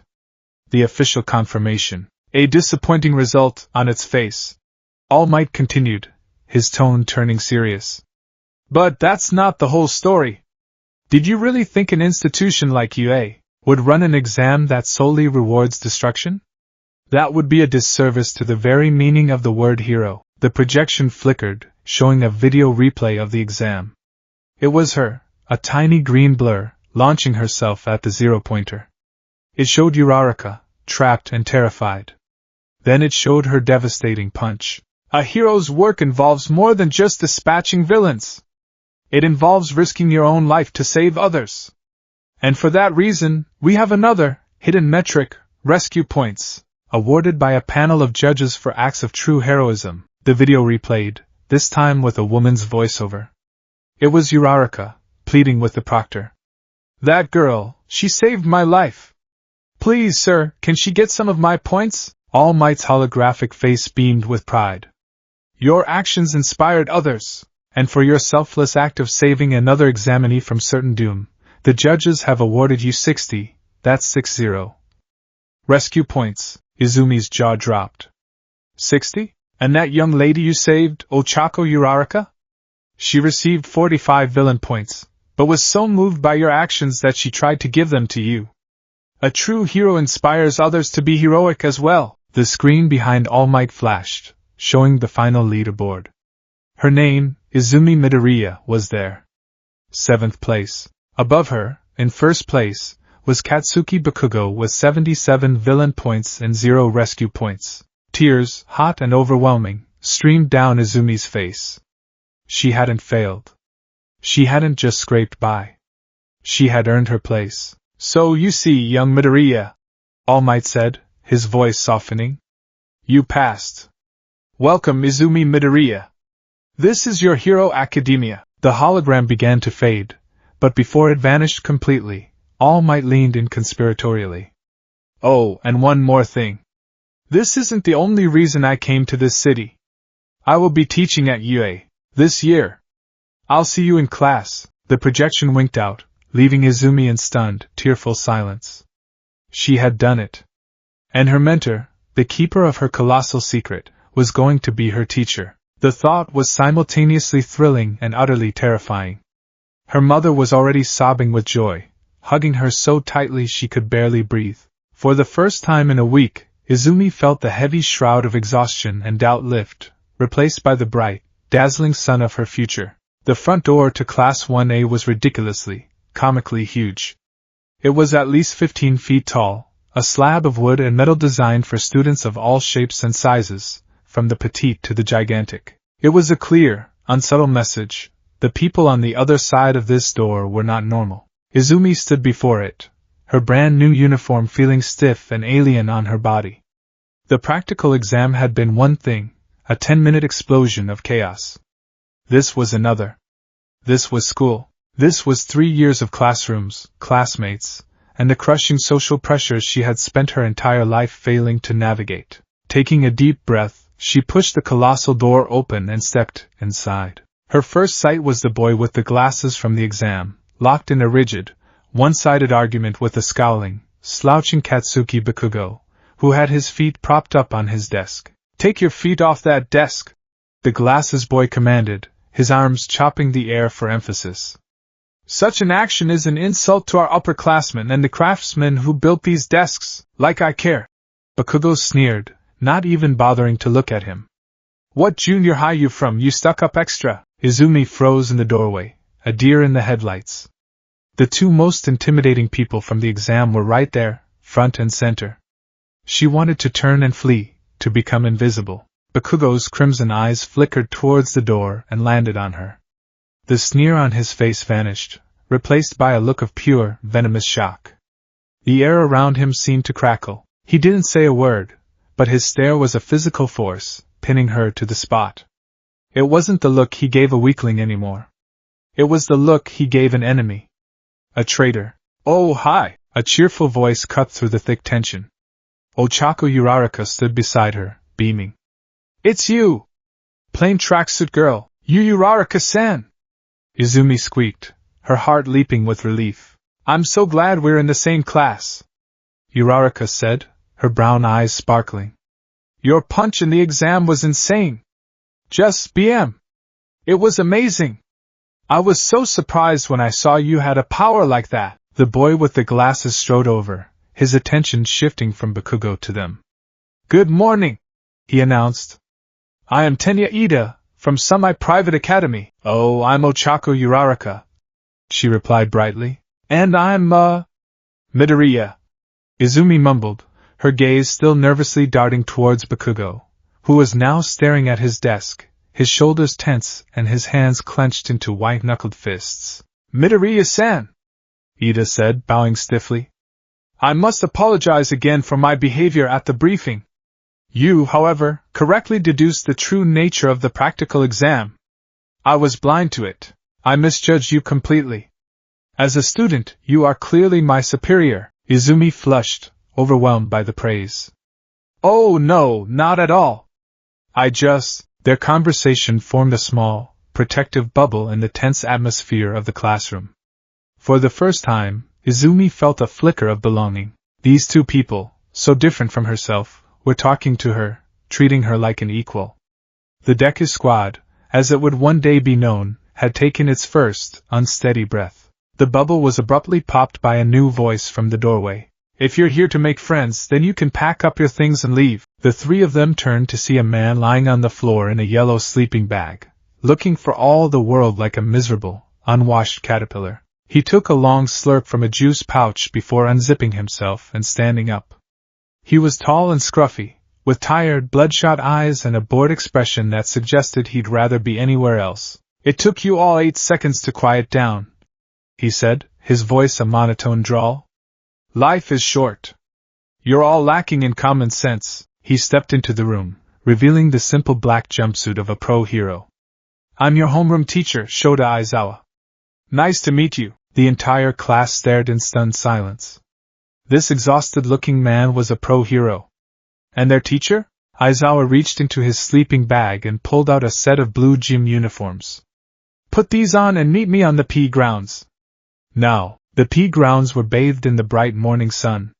The class stood in neat rows, clad in their new uniforms, a tangible buzz of excitement in the air. This was it. Their first heroics class. "A quirk assessment test?" the class exclaimed in unison. "But what about the entrance ceremony? Or orientation?" Uraraka asked, voicing everyone's confusion. "Here at UA, we're not bound by pointless formalities," Aizawa said, his back to them. "You've all been doing these kinds of tests since junior high. Long jump, 50-meter dash, grip strength. But you were never allowed to use your quirks. It's irrational. The country still insists on treating everyone the same, regardless of their abilities." He turned, his gaze sweeping over them. "Bakugo," he said, his voice flat. "You finished first in the practical exam. What was your best softball throw in junior high?" 67 meters. Bakugo answered, his voice confident. "Try it with your quirk." Aizawa tossed him a softball. Bakugo strode into the chalk circle, a predatory grin spreading across his face. He stretched his arm, winding up. "Die!" he screamed, launching the ball with a massive, deafening explosion. The ball became a comet, soaring through the air until it was a tiny speck. A small device in Aizawa's hand beeped. He held it up. 705.2 meters. The class erupted in excited chatter. "Whoa, 700 meters? This looks fun. We can really use our quirks? This is awesome." Izumi felt a knot of dread tighten in her stomach. This wasn't fun. This was a nightmare. All of these tests required controlled, repeatable applications of power. She had one move, a self-destruct button that would shatter her bones. How was she supposed to compete with this? Fun, you say? Aizawa's voice was suddenly cold, cutting through the excited noise. A dangerous, almost cruel smile crept onto his face. You have 3 years here to become heroes. You think it's all going to be fun and games? Idiots. Today, you will learn that it's not. The student who scores the lowest in all 8 tests will be judged to have no potential, and will be expelled immediately. The shock was a physical force, sucking the air and excitement out of the field. Expulsion. On the first day. This wasn't a test, it was a culling. The tests began, and Izumi's dread only deepened. In the 50-meter dash, she saw Ida's legs sprout engine-like calves, propelling him across the distance in just over 3 seconds. A girl with frog-like features, Tsuyu Azui, used her long tongue to propel herself forward. Bakugo used small, controlled explosions to fly. Izumi, unable to use her power without breaking her legs, clocked in a painfully average 7.02 seconds. The grip strength test was even worse. A muscular boy with 6 arms, Mizo Shoji, registered 540 kilograms. Izumi, despite her new strength, barely managed 56 kilograms. With each event, she fell further and further behind. Her classmates were a dazzling showcase of power and control. Uraraka got an infinite score on the ball throw by making the ball weightless. A boy with a sparkling naval laser, Yuga Oyama, used it for propulsion. And Izumi, she was just a normal, quirkless girl again. The power inside her was a roaring, caged beast she didn't know how to tame. Her anxiety was a frantic drumbeat in her chest. Expelled? She was going to be expelled. She couldn't let that happen. She had to use her power. She had to, even if it meant breaking herself again. One good score, that's all she needed. The ball throw. That was her only chance. Finally, it was her turn. She stepped into the chalk circle, the soft ball feeling heavy and unfamiliar in her hand. Her mind raced. Okay. One arm. I can do this. I'll break my arm, get a huge score, and then Recovery Girl can heal me. It's a price I have to pay. It was a terrible plan, a plan born of pure desperation, but it was the only one she had. She took a deep breath, focusing the maelstrom of one for all into her right arm. The familiar, terrifying sensation of power building to a critical point began. Red lightning crackled around her limb. She reared back, ready to unleash everything. And then, nothing. The power vanished. The crackling energy dissipated. Her arm felt normal again. Confused, she tried to summon the power again, but it was gone, like a tap that had been shut off. What the? I erased your quirk. She whirled around. Aizawa stood behind her, his usual bored expression gone. His black hair was floating around his head, and his eyes were glowing with a terrifying red light. The gray scarf around his neck, which she now recognized as a capture weapon, was writhing like a nest of snakes. That entrance exam was certainly not rational enough, he said, his voice dangerously low as he strode towards her. A girl with as much power as you, and you can't do a single thing without incapacitating yourself. Is it your plan to be saved by someone else every time you get hurt? He grabbed her with his capture weapon, the tough fabric wrapping around her and pulling her close. His glowing red eyes were inches from her own. Let me be clear, Midoriya. With a power like that, you can't become a hero. You'd be a liability on the battlefield. You would be a useless hero who saves one person only to become a damsel in distress who needs saving yourself. His words were like knives, each one striking a deep-seated fear. Useless. A liability. They were the same words she had been telling herself for years. Hearing them from a pro-hero, from her teacher, was devastating. He released her, and his hair fell back into place, his eyes returning to normal. I've given you your quirk back. You have one more throw. Get it done. He turned and walked away, leaving her alone in the circle, trembling. The eyes of her classmates were on her. She could feel their pity, their confusion. Bakugo's stare was the most intense, a mixture of contempt and a strange, hungry curiosity. Her mind was a vortex of panic. Aizawa was right. Her plan was stupid. She couldn't just keep breaking herself. But what else could she do? It was all or nothing. That's what the power felt like. All or nothing. Wait. A thought, small and sharp, cut through the panic. All or nothing. But what if it doesn't have to be? She looked at her hand. The power surged through her entire arm, a flood she couldn't control. But what if she didn't try to fill the whole limb? What if she focused it? All that catastrophic power, into one single point, her fingertip. It was a crazy, desperate gamble. But it was better than the alternative. She took her stance again, the ball held loosely in her hand. She closed her eyes, shutting out the stares, the whispers, the weight of expectation. She focused inward, calling on one for all. Instead of letting it flood her arm, she pictured it as a thin, controlled stream. She guided it, wrestling with the overwhelming force, pushing it down her arm, past her elbow, through her wrist, into her hand. And finally, she concentrated every last drop of that immense energy into the very tip of her index finger. Her finger screamed in protest, turning a glowing, angry red, crisscrossed with fissures of pure power. The rest of her body was fine. The power was contained. With a final, desperate yell, she threw the ball. The moment it left her hand, she flicked her finger, releasing the power in a single, explosive burst. Smack! The sound was like a gunshot. A miniature sonic boom erupted from her fingertip, propelling the ball forward with unbelievable force. It shot into the air, not a comet, but a bullet, a tiny white speck that ripped through the clouds and disappeared into the blue expanse of the sky. Silence. Then Aizawa's device beeped. He held it up, his expression unreadable. 705.3 meters. A collective gasp went through the class. It was a fraction of a meter more than Bakugo's score. Izumi stood there, panting, a wave of dizzying relief washing over her. She looked at her hand. Her index finger was shattered, swollen and a deep, ugly purple. The pain was sharp and blinding, but it was just her finger. The rest of her arm, her whole body, was fine. She had done it. She had found a way. Suddenly, an explosion ripped through the air beside her. DKU! Bakugo was flying at her, his face a mask of incandescent rage, his hands crackling with explosions. You bitch! Tell me how you did that or you're dead! The raw fury in his voice was terrifying, but before he could reach her, he was instantly wrapped in Aizawa's capture weapon, his body bound tight. What the? This cloth is hard. Bakugo struggled, but the weapon held him fast. It's a capture weapon made of a carbon fiber weave and a special metal alloy, Aizawa said, his eyes glowing red again. Stand down. And stop making me use my quirk over and over.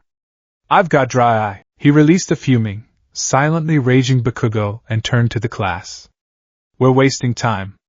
The rest of you, get on with the tests. As Izumi stumbled out of the circle, clutching her broken finger, she was met by Uraraka and Ida. Whoa, Midoriya-san! 705 meters! That was amazing! Uraraka gushed, her eyes wide. A clever application, Ida said, pushing his glasses up his nose, a look of grudging admiration on his face. You minimized the physical damage to yourself while maximizing the output. A very logical solution. Izumi could only manage a weak, pained smile. Thanks. From a little further away, the frog-like girl, Tsuyu, watched her with an unnervingly direct gaze. That power of yours, it reminds me a lot of All Might's Kero, she said with a bluntness that made Izumi's blood run cold. Another girl, the tall, elegant student Izumi recognized from the recommendation exam, Momo Yayorozu, simply nodded, her expression one of deep, analytical respect. The rest of the tests passed in a blur of pain and adrenaline. She didn't perform spectacularly, but she didn't have to.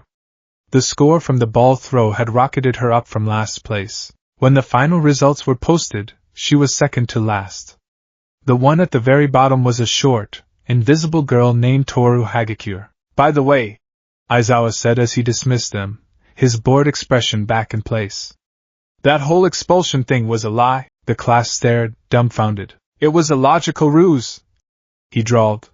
To make sure you all gave it your all. Yayorozu was the only one who seemed to have figured it out. Ida and Uraraka looked utterly horrified. Izumi just felt numb. As she walked towards the nurse's office to get her finger healed, the pain was a sharp, throbbing reminder of the day's events. But for the first time, the pain wasn't a symbol of her failure. It was proof of her progress. She had been pushed to the brink, threatened with the loss of her dream, and she hadn't just broken. She had adapted. She had thought her way out of an impossible situation. She looked at her name on the results board one last time. She wasn't at the top.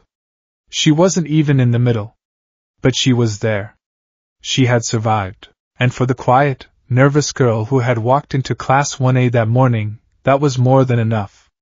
It was a victory. She had taken her first real step, not as a vessel for a borrowed power, but as Izumi Midoriya, a hero in training. The next day, the atmosphere in Class 1A was a volatile cocktail of nervous energy, simmering rivalries, and the dawning realization that UA High was not going to be an easy ride.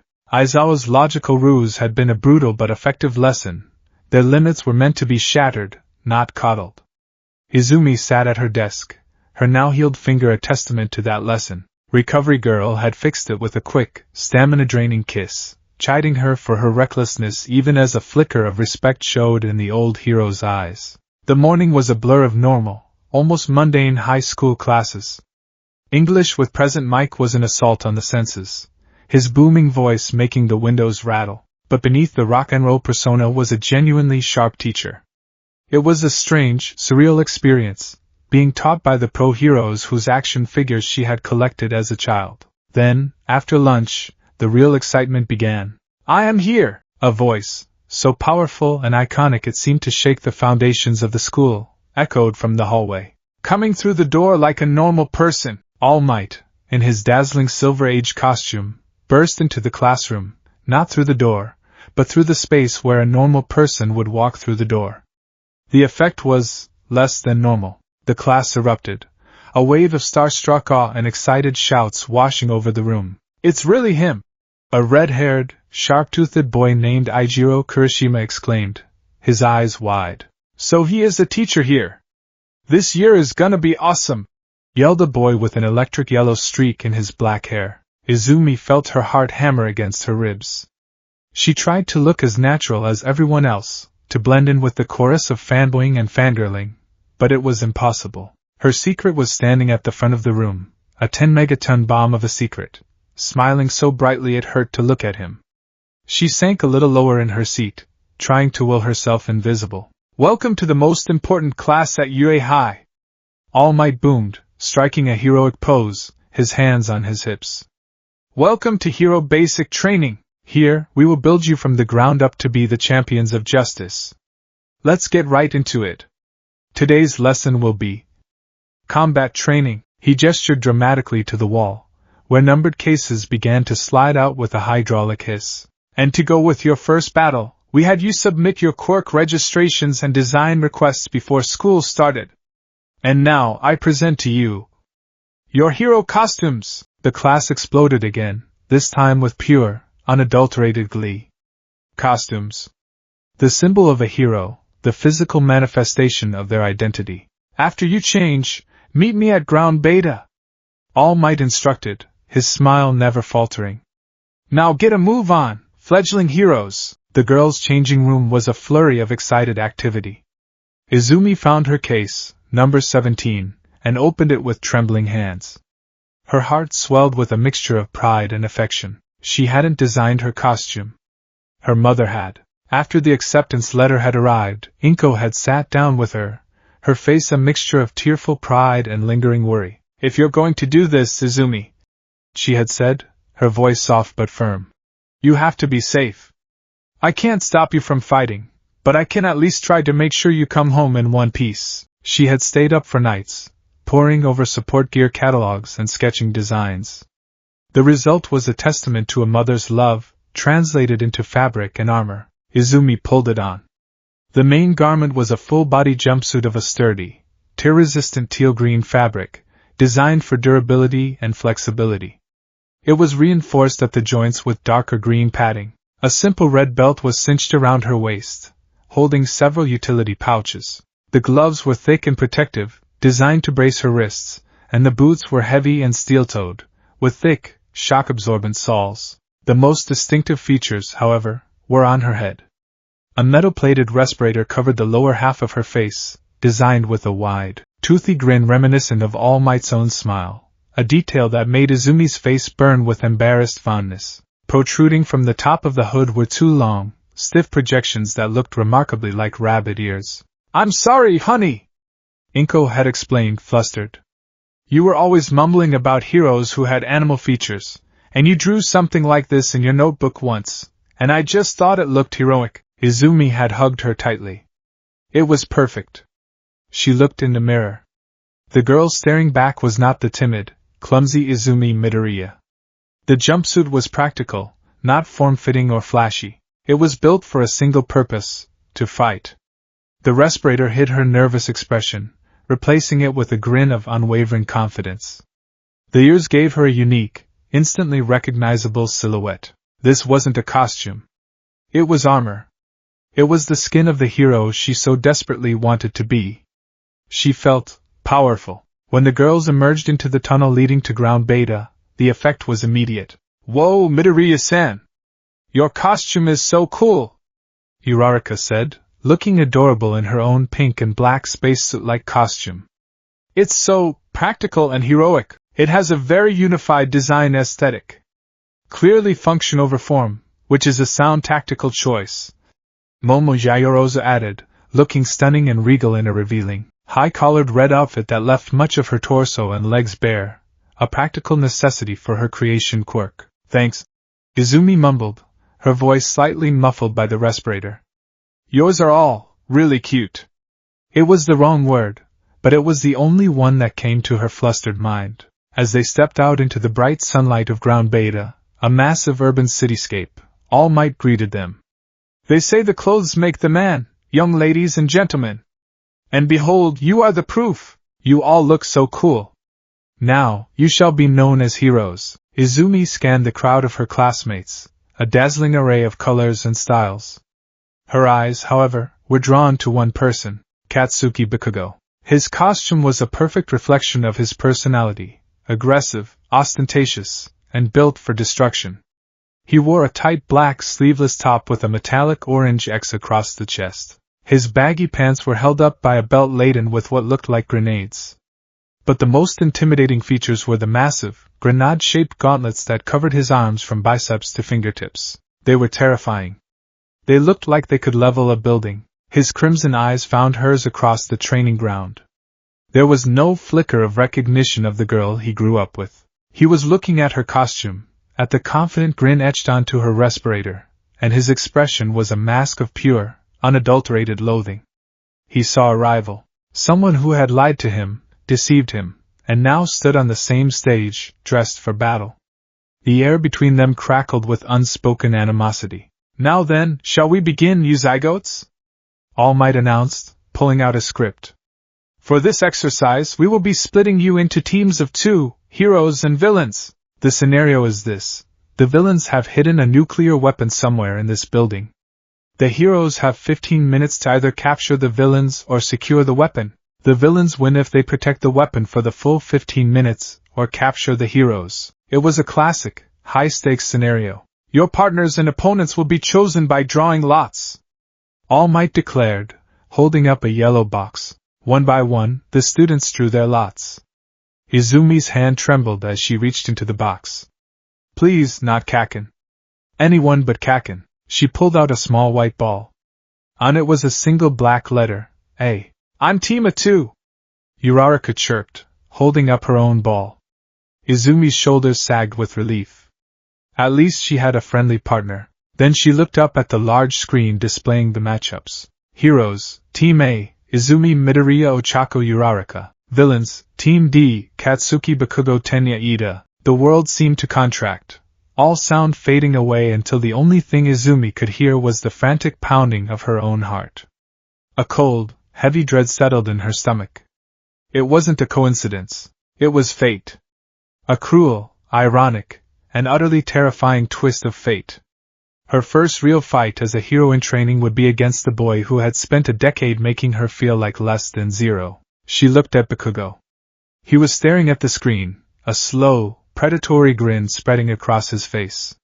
It was a look of pure, malicious glee. He wasn't thinking about the exercise. He wasn't thinking about Ida or the nuclear weapon. He was thinking about her. And all the ways he was going to make her hurt. All Might led the two teams to the designated 5-story building. The villain team will have 5 minutes to prepare. Then the hero team will infiltrate, and the battle will begin. Young Ida, young Bakugo, learn to embrace the villain mindset. This is a practical experience, so go all out, without fear of injury. Though of course, we'll cut the exercise short if things get too crazy. Inside the building on the top floor, Ida was trying to be a proper villain. He moved around the empty room, which contained only a large, papier-mâché nuclear bomb, tapping the walls and formulating a strategy. So, our strategy should be, he began, turning to his partner. Bakugo wasn't listening. He was staring out the window, his gaze fixed on the small, green-clad figure of Izumi Midoriya far below. Just tell me about Deku's quirk. Bakugo growled, his voice a low rumble. Ida adjusted his glasses. You refer to Midoriya-san? I am not aware of the specifics of her power, but she possesses a great deal of strength and physical enhancement. However, it seems to come at the cost of great personal injury. She is a risky, self-destructive fighter. Bakugo's grin widened. Self-destructive, huh? He let out a short, sharp laugh, devoid of any humor. That shitty nerd, she's been hiding this from me all this time. That damn liar. The rage that had been simmering in him since the first day of school was now boiling over. He felt profoundly, personally betrayed. It wasn't just that she had a quirk, it was that she had dared to possess such a powerful one while he had been pitying her, tormenting her for being weak. It felt like a deep, calculated mockery of his entire existence. And the fact that she was a girl, that added an extra layer of humiliation he couldn't even put into words. He, Katsuki Bakugo, had been made a fool of by a girl, a useless, crying girl who had secretly been laughing at him the whole time. Hey, are you listening to me? Ida's voice snapped him out of his reverie. Shut up and guard the weapon. Bakugo snarled, turning from the window. I've got other business to take care of. He began to walk towards the door, his massive gauntlets clanking with each step. He was a hunter, and his prey was waiting. Outside the building, Izumi was trying desperately to calm her racing heart. She held a floor plan of the building, but her hands were shaking so badly the lines were a blur. So, they've got the bomb on one of the floors, and we have to find it, Uraraka said, her tone more serious than Izumi had ever heard it. It's a good thing this isn't a real bomb, or I'd be freaking out. Your quirk is super strength, right? We can use that to our advantage. What's the downside you mentioned? Izumi looked at her friend, her voice muffled by the respirator. The downside is that every time I use it at full power, I break the part of my body I use. I can only do it once, maybe twice, before I'm completely incapacitated. Uraraka's cheerful expression fell. Oh. That's not great. So it's a last resort kind of thing? Yeah. Izumi confirmed, her gaze drifting back to the ominous, silent building. And to make things worse, we're up against Kaken. Kaken? Is that Bakugo-kun? You two know each other? Izumi nodded grimly. We grew up together. He's incredibly strong. And smart. And violent. He will come straight for me, I guarantee it. He won't care about the mission. For him, this isn't about winning, it's about beating me. She knew him better than anyone. She knew the shape of his pride, the sharp edges of his rage. This was personal. It's a 2-on-2 fight, Uraraka said, her voice firm with a newfound resolve. He might be strong, but he can't fight us both at once. Let's stick together and... A loud buzzer echoed across the training ground. Their 5 minutes were up. Let the indoor combat training begin! All Might's voice boomed from the speakers. The two girls slipped through a ground floor window, their movements quiet and cautious. The interior of the building was a labyrinth of dark, empty corridors and blind corners. The air was heavy with suspense. He could be anywhere. Izumi whispered, her senses on high alert. They crept down the first hallway, pressing themselves against the wall. Izumi's mind, a finely honed machine of hero analysis, was working overtime. Kaken's style is all about overwhelming offense. He'll look for a direct confrontation. He's too impatient for an ambush. As they rounded the first corner, he was there. Bakugo launched himself at them from the intersecting hallway, a blur of orange and black. There was no warning, no taunt, just a blinding explosion that ripped through the air where Izumi's head had been a split second before. She had ducked instinctively, a testament to years of flinching away from his smaller, but no less aggressive, attacks. The blast singed her ears and sent a wave of superheated air washing over them. "Nice dodge, you damn nerd!" he snarled, his eyes wild with manic glee. Uraraka stumbled back, coughing from the smoke. "He came out of nowhere! Get back, Uraraka-san!" Izumi yelled, pushing her friend behind her. She ripped off a length of capture tape from her belt.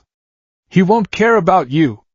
I'm his target!" Bakugo lunged again, not with an explosion this time, but with a powerful right hook aimed at her head. Izumi, anticipating the move, dropped low and caught his arm, using his own momentum to flip him over her shoulder and send him crashing to the floor. It was a move she had seen Eraserhead use 100 times in videos, a move she had practiced in her head but never in reality. For a brief, shining moment it worked, but Bakugo was not some common street thug. He recovered instantly, twisting on the ground and firing a blast from his free hand to propel himself back to his feet. "So you've got some moves now, huh, Deku?" he roared, his grin widening. "You've been holding out on me all those years, acting like a weak, pathetic little girl. Were you laughing at me the whole time? That's not it, Kaken!" Izumi pleaded, backpedaling down the hallway, trying to create distance. "You've got it all wrong. Someone told me I could be a hero, and gave me this power. It's borrowed. I haven't even learned to control it yet." It was a half-truth, a desperate attempt to de-escalate, to make him understand. It was the worst possible thing she could have said. "Borrowed?" Bakugo repeated, his voice dangerously soft. He took a slow step forward. "So not only are you a liar, but you're a cheater too. You didn't earn this power. You just got lucky, and you think that makes you my equal?" He lunged again, a relentless barrage of explosions that forced Izumi into a purely defensive retreat. The corridor became a claustrophobic kill box, the walls scorched and cratered from his attacks. Izumi was faster and more agile than he remembered, her new body and hero training kicking in, but she was completely outmatched in terms of offensive power. "Uraraka-san, go!" she yelled over the din of the explosions. "Find the weapon! I'll keep him busy, but I can't just leave you!" Uraraka protested, peeking out from behind a corner. "You have to! This is our only chance to win! I can't beat him alone, but maybe we can outsmart him! Go!" Uraraka hesitated for a moment, then nodded, her expression grim. "Be careful, Midoriya-san!"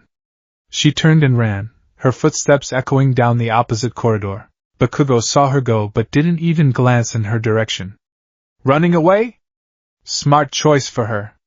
But you're not getting away, Deku." His focus was absolute.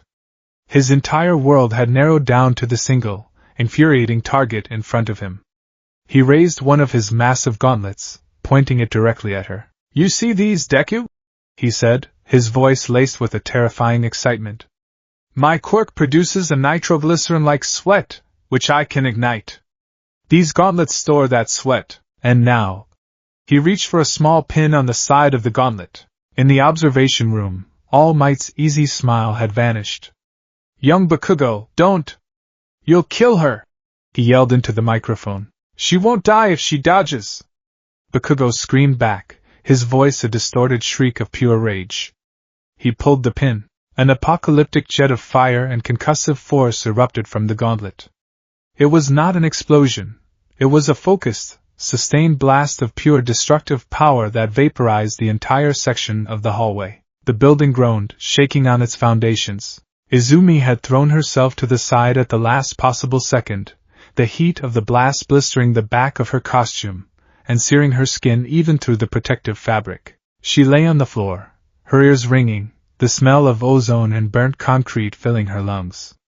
Her respirator had been partially melted, one of the ears on her hood completely blown off. She was alive. But just barely. "Damn, still alive!" Bakugo growled through the smoke, his arm aching from the recoil. On the 5th floor, Ida and Uraraka both felt the building shake. "What was that?" Uraraka cried, finally locating the bomb room. Bakugo, you fool! That was not part of the plan! Ida yelled into his communicator, receiving only static in reply. He turned to face Uraraka, who had just appeared in the doorway. So, the hero has arrived! I, Tenya Ida, shall be your opponent. Mwahahaha! His attempt at a villainous laugh was stiff and awkward. Uraraka wasn't focused on him. Her mind was on the explosion. Is Deku-kun okay? She whispered, her voice trembling. Then, her expression hardened. She had to trust her partner. She had a job to do. Downstairs, Izumi pushed herself up from the rubble. Her plan wasn't working. She couldn't outrun him. She couldn't reason with him. She couldn't beat him in a head-to-head fight without using one for all. And if she used it, she would break her arm, and the fight would be over. She had one chance. One desperate, insane, all-or-nothing gambit. She sprinted, not away from him, but towards him. Still want to fight, huh? Bakugo yelled, meeting her charge with a fresh series of explosions. Izumi dodged and weaved, her movements fluid and desperate. She used the capture tape, not to capture him, but as a distraction, whipping it around his leg. He blasted it away contemptuously. She was close now, inside his guard. Here it comes! He roared, anticipating her right hook. The punch you've been saving! He raised his left arm to block, but Izumi wasn't aiming a punch at him. She was aiming it at the ceiling. She brought her right arm up, not in a hook, but in a powerful uppercut. She channeled one for all, not into her finger this time, but into her entire arm. It was a choice. A sacrifice. She put everything she had into it. Smash! Her fist didn't connect with Bakugo. It connected with the floor of the level above them. The result was instantaneous and catastrophic. The concrete floor exploded upwards. A massive, controlled shockwave ripped through the building, a vertical column of pure destructive force. The floors above them, the third, the fourth, the fifth, shattered, chunks of debris raining down like confetti. On the fifth floor, the blast erupted from beneath Ida and Uraraka's feet. The floor buckled, and the air filled with a hurricane of dust and debris. What is this power? Ida cried, struggling to keep his footing. In that moment of chaos, Uraraka acted. She used her quirk on a nearby pillar that had been dislodged by the explosion, making it weightless. Improvised special move! She yelled. Comet home run! She smacked the pillar with another chunk of debris, sending it flying through the air. The pillar crashed into the other pieces of floating rubble, creating a shower of projectiles that distracted a stunned Ida. While he was shielding himself, she floated over the chaos, her goal in sight. With a triumphant yell, she wrapped her arms around the papier-mâché bomb. The hero team wins! All Might's voice, filled with a mixture of shock and relief, boomed through the building. Downstairs, time seemed to stand still. Bakugo was frozen, his face a mask of utter disbelief. He stared at the massive hole in the ceiling, at the sky visible 5 stories above them, and then at Izumi. She stood there, her entire left side exposed to him. Her right arm was a grotesque ruin, purple and twisted at an unnatural angle, smoke faintly rising from the shredded fabric of her costume. She had taken the brunt of his last, close-range explosion with her left arm, which was now covered in severe burns. She was a wreck, battered and broken, but she was standing. And she had won. I didn't use it on you, Kaken, she whispered, her voice raspy from the smoke and pain. I beat you without beating you. The fight was over. The adrenaline faded, and the pain, sharp and all-consuming, crashed down on her. Her legs gave out, and she collapsed to the floor, her vision tunneling to black. Her last conscious thought was of Bakugo's face. It wasn't angry anymore. It was something far worse. It was the face of a boy whose entire world, whose very definition of himself, had just been shattered into a million pieces. He looked lost.